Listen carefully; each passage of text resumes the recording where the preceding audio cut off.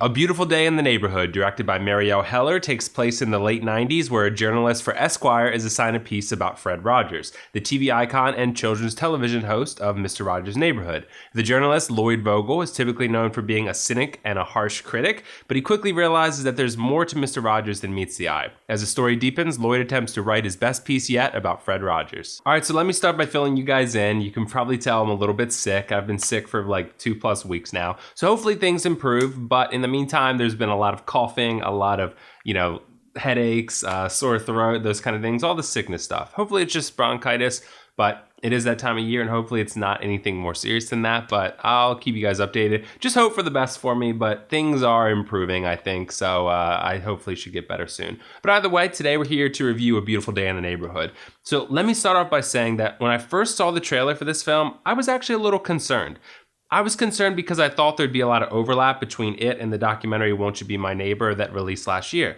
By the way, if you haven't seen that documentary, please do. It's easily one of the best documentaries I've seen in a long time and will more than likely make you feel an abundance of emotions. But as for this film, I'm going to be as straightforward as I can be about this, as direct as I can be about this. This is a fucking great movie. I mean, I think some people are actually going to be a little bit surprised with how the narrative is shaped and that Mr. Rogers is not the focus of this film. The focus is Lloyd. The focus is Lloyd's journey as a father, a husband, a son, a writer, and how the kindness that Mr. Rogers provides influences that journey. So in that way, I liked that the film was able to weave Mr. Rogers into a narrative that's just about more than Mr. Rogers' Neighborhood. At its core, this movie is about family, forgiveness, dealing with complex feelings, overcoming obstacles, and really that's just touching the surface. I think that this film speaks fairly insightfully about a lot of important topics through a package that in the end feels uplifting. I mean, I do want to warn you that you're probably going to cry at various points, but it's good to let that stuff out. I mean, every now and then at the very least, because Mr. Rogers did teach us to deal with our feelings in healthy ways. So that's what we should do, even in the movie theater. As expected though, Tom Hanks is great. He plays Fred Rogers exactly how I remember him, and he plays him in a way that's always likable and always charming. He talks real slow, he smiles a lot, he makes a lot of eye contact. He's very intimate in every conversation he has, particularly with Lloyd, who he knows is going through some internal struggles. Lloyd is played by Matthew Rhys, and he does a fantastic job as well. What I liked about his performance was how he made Lloyd feel like a realistic, true person. He made Lloyd at times feel like me or you or any of us that have been impacted by trauma and feelings that can at times overwhelm us. The interesting thing about Lloyd is that he's the antithesis of Mr. Rogers in many ways. He's impatient, he's often lacking in compassion and kindness, and he's unlikable. But each time he interacts with Mr. Rogers, you get to see a few of those layers peeled back so you understand, why he holds on to that pain. In that sense, the film reminded me of Good Will Hunting in terms of, how Robin Williams' character slowly works towards the core of what Matt Damon's character is going through. This film operates in a somewhat similar fashion. I think the dynamic between those two characters is one of the best parts of the film because you see a clash of ideology. On one hand, you have Mr. Rogers, who is all about patience, dealing with feelings and kindness, and on the other, you have Lloyd, who's basically the opposite of those things. So it's great to see how, those two come to a head in the conversations they have and ultimately where those conversations go. Something else that's important in the vein of adapting Mr. Rogers' Neighborhood to this story is how the film is edited. There's a delicacy to, how the film is presented in certain scenes in an effort to, make it feel like Mr. Rogers' Neighborhood.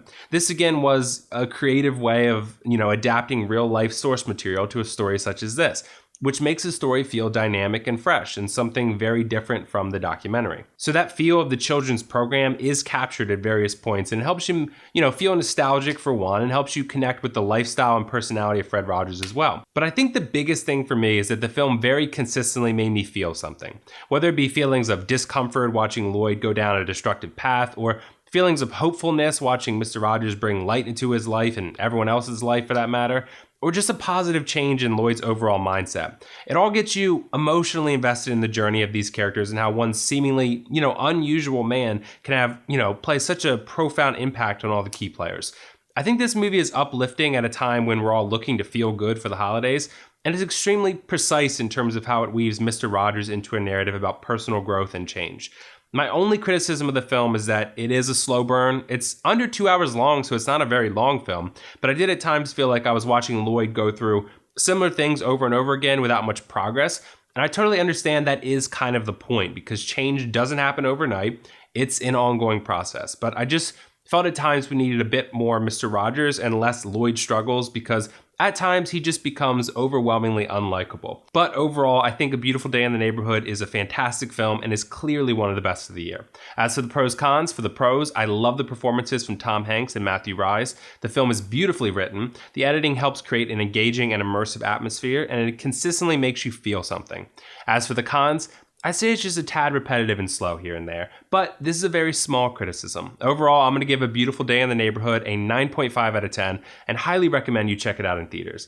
This is a beautiful film and it's basically a must-see. So did you guys see A Beautiful Day in the Neighborhood yet? What did you think of it? And if not, let me know why not. Also, let me know whether you've seen the documentary Won't You Be My Neighbor? I've reviewed that one if you're interested, but at this point, I'm a huge Mr. Rogers fan because the man was just a beacon of light throughout his whole career, pretty much, and whole life, really. So it'd be nice to discuss him and that documentary and the film with you guys. But either way, this is WillFoxification signing off, and I'll see you guys in the next video.